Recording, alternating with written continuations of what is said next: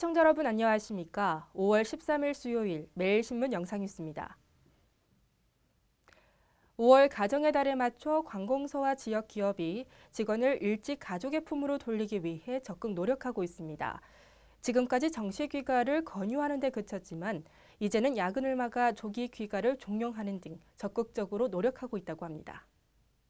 지난 7일 대구시 행정부시장 주재로 열린 간부회의에서 주요 의제 가운데 하나가 귀가로 떠오르면서 관공서와 지역기업이 직원을 일찍 가족의 품으로 돌리기 위한 캠페인을 확산하고 있습니다. 대구시는 15일 가정의 날과 20일 부부의 날을 맞아 이날은 무조건 6시 퇴근에 귀가하는 캠페인을 펼치기로 했습니다. 매주 수요일 가족의 날로 지정해 정시 퇴근을 권유하고 있는 달서구청도 이달만큼은 초과 근무를 근절하기로 했습니다. 중구청도 매주 수요일 실시하는 정시 기간 날에는 당직자가 부서를 돌며 잔업을 하는 직원의 컴퓨터 모니터 전원을 끄는 등 업무를 하지 않도록 나서기로 했습니다. 이처럼 관공서의 귀가 분위기는 지역 기업에서도 조금씩 나타나고 있습니다.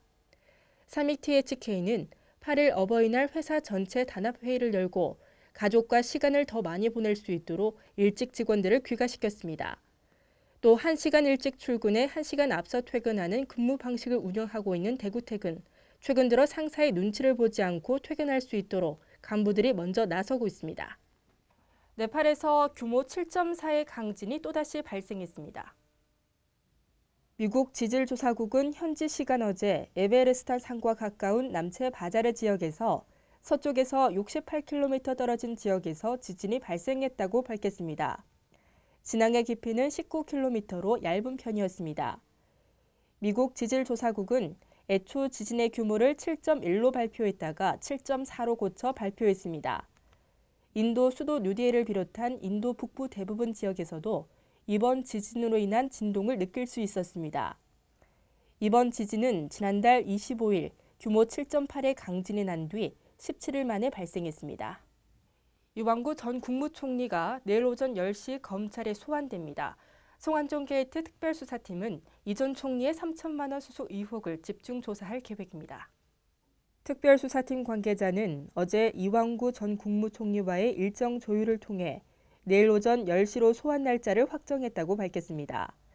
성 전 회장의 쪽지에 기재된 8명 가운데 두 번째로 소환 조사를 받게 된 이 전 총리는 충남 부여 청양 국회의원 재선거에 출마했던 2013년 4월 자신의 부여 선거사무소를 찾은 성 전 회장으로부터 3천만 원을 받았다는 의혹을 받고 있습니다. 검찰은 앞서 당시 성 전 회장과 동행한 것으로 알려진 성 전 회장의 수행비서 근무 시와 운전기사 여모 씨를 여러 차례 참고인으로 불러 조사했습니다.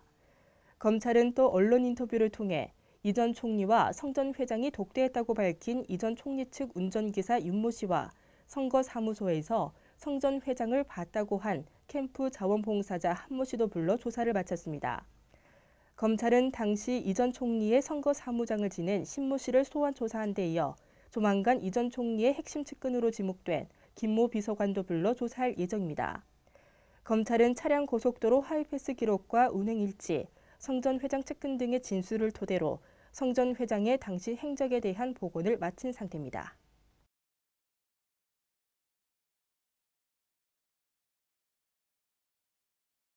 대구시 교육청은 오는 9월부터 대구시 모든 중학교에 자유학기제를 확대합니다.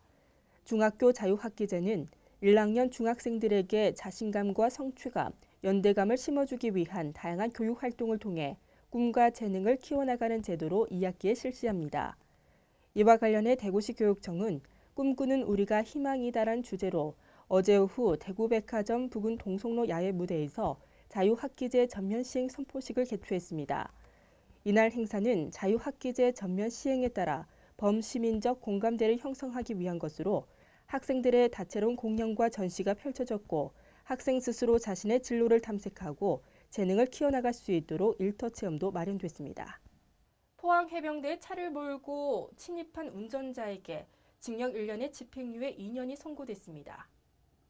해병대 1사단에 따르면 최근 열린 사단 보통군사법인 1심에서 당시 BMW 승용차를 몰고 부대로 들어온 30살 A씨에게 초소 침입죄를 적용해 이같이 선고했습니다. 차 조수석에 타고 있던 30살 B씨는 일반 형법을 적용해 일반 사법기관에 넘겼습니다. 해병대 한 관계자는 이번 사건을 계기로 군 경계를 강화했고 사령부 차원에서 복무 점검도 하고 있다고 말했습니다. 해병대 1사단에서는 지난 2월 11일 밤 민간인 2명이 탄 BMW 차가 위병소를 뚫고 무단으로 침입해 부대 안을 10여 분간 휘젓고 다닌 뒤 달아나 한바탕 소동이 일었습니다. 오늘부터 다시 전국이 맑은 하늘을 보이겠습니다. 기온도 큰 폭으로 오르겠는데요. 대구와 경북 한낮 기온 30도로 어제보다 높겠습니다. 이상으로 매일 신문 뉴스를 마치겠습니다. 시청해주신 여러분 고맙습니다.